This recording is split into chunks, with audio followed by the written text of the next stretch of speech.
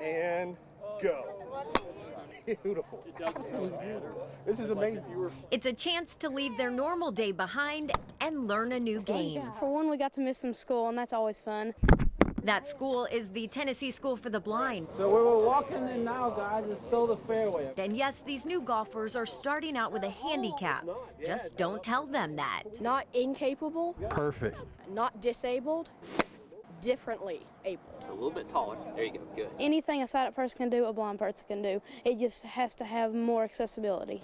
PGA professionals provide that accessibility at this clinic put on by First Tee of Nashville. He's fun to work with, and he listens wonderfully, and I mean he's excited about playing in the first place. Can you see that? From those with limited sight, that ball went about 110 yards, maybe 120 yards out there.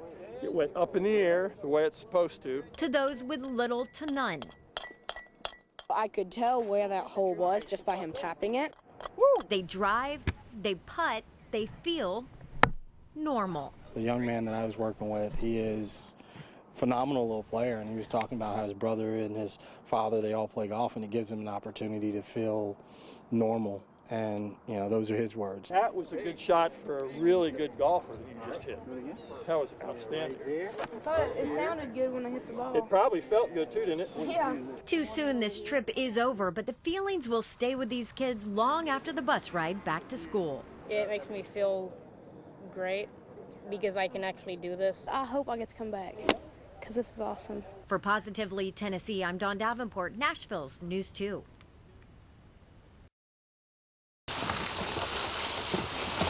Stephen Yerker's job is, well, different. Using a modified baby stroller, Yerker is on a high-tech hunting expedition. He hopes to find human graves. We use ground-penetrating radar and magnetics and other instruments to measure the physical changes underground, to look at the matrix and what we identify as anomalies, changes underground, and are they associated with the human burials that are at this alleged cemetery. Alleged because no one is completely sure where the graves are. I feel very close to my ancestors here. But John Baker Jr. is convinced this is the right place. Baker is a descendant of slave ancestors that lived and worked here at Wessington Plantation. We first profiled John in 2009. It was this photograph that started John Baker Jr. on his voyage of discovery. When I was in the 7th grade, there was a social studies book called Your Tennessee. And in chapter 10, there was a photograph of 4 former slaves, which is on the book cover. And I kept being drawn to this photograph for some reason. What he didn't know was that these faces from the past were about to redirect his future. I said, "Grandmother, this photograph is in our history book." And she said, the couple seated, she said, "That's my grandmother and grandfather." The photo was taken at a place known as Wessington Plantation, where John's ancestors had been slaves. Wessington Plantation encompassed over 13,000 acres. The plantation's owner, Joseph Washington, was a cousin of another famous Washington, George. At one time, Wessington was the largest tobacco plantation in America. It was also home to 250 slaves. Were you? John Baker has now researched every family line who lived here. Which brings us back to today. Sort of wondering exactly where my direct ancestors are buried, because we know they were buried here, but not the exact location. So we're hoping that this will give us an exact number or close to an exact number of the number of individuals that's buried here. The Tennessee State Museum commissioned this search for the slave burials here at Wessington as part of an exhibit the museum is hosting. Finding slave cemeteries is so rare. These usually were developed over because they didn't have markers. The knowledge that they were even there was lost by the early 20th century. The cemeteries that include enslaved people, typically, you know, the stones aren't carved. They're actually chosen field stones a lot of times, and they're set vertically, but to sort of an untrained eye, they don't quite look like headstones. or footstones are the things we typically associate with burials. So that has led to the obscurity of these things. We're so fortunate that here at Wessington there was such a strong community, slave community, that those stories got passed down about where those cemeteries were. So just for the preservation aspect, to preserve a place where these enslaved people lived who helped build the state of Tennessee, that we know where they are, that we can honor them, I think is very important. From the data collected, a three-dimensional image of the site will show in detail what is here underground. There's a need for it because geophysics is a non-invasive technique, so you're not excavating. You're looking under, it's a chance to look underground without disturbing the context. We're hoping to see how many burials are actually in this plot. The burials that we know about have come from a variety of written and oral sources. There's no list that really says exactly who or how many are in the cemetery. This marker identifies who John Baker Jr. believes is buried here. For these ancestors and others who toiled here, it's another chance to tell their story. It sort of puts you along the timeline of everything else in relation to you, and it can really give you a strong sense of place. And that's really what heritage and archaeology is about. This heritage belongs to everybody, and when we can find a sense of place, it means something for identity and who we are as a community, as a region, as Americans. The concept is simple. $500 cash.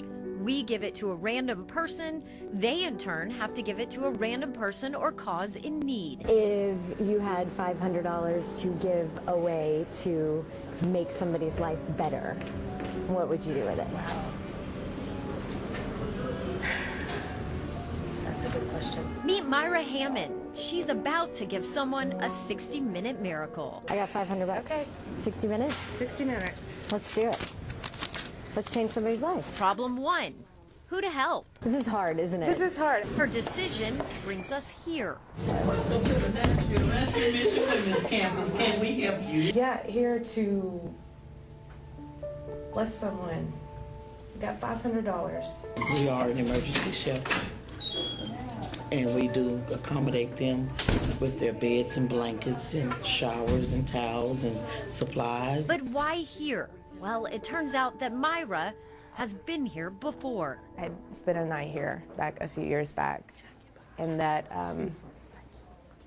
what I was wanting to do is to be able to somehow, and I haven't had the funds to be able to do this yet, but to be able to give back. And now someone just gave me $500 and I'm actually able to do it. Chief Development Officer Lynn Vogel came to help Myra figure out the best use for this $500 surprise, and they soon discovered an immediate need. We really need baby formula. We have no baby. Will $500 buy some baby formula? Well, this will be a big help in servicing the needs of our children here at the mission.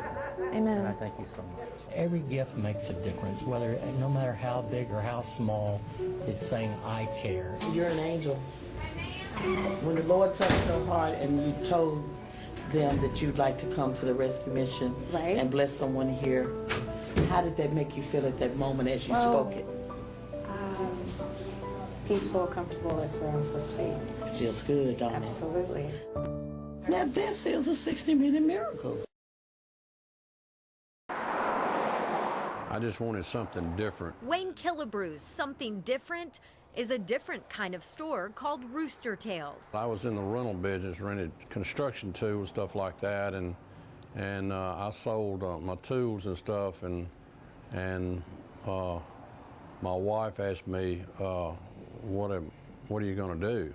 I said, I think I'm going to open up a furniture store. She said, a what? And she said, you don't know anything about furniture. I said, I don't know, it sounds fun. He quickly found out he had a furniture-making gift. These ladies would come in and say, well, can you build me this? Well, yeah. Well, this strangely named store with its rooster red roof and odd knickknacks began to house more and more of Wayne's furniture treasures. We went from like 10 or 12 pieces to over 2,000 pieces really quick. It's all handmade in-house in his shop round back. Very good. There we go. How about I think that? I'll leave that to the pros. We'll do a minimum of 600 to 800 people come through here every Saturday. and they come from all surrounding states, including Tennessee. In fact, he's become so busy. I started taking off on Wednesdays. Sometimes.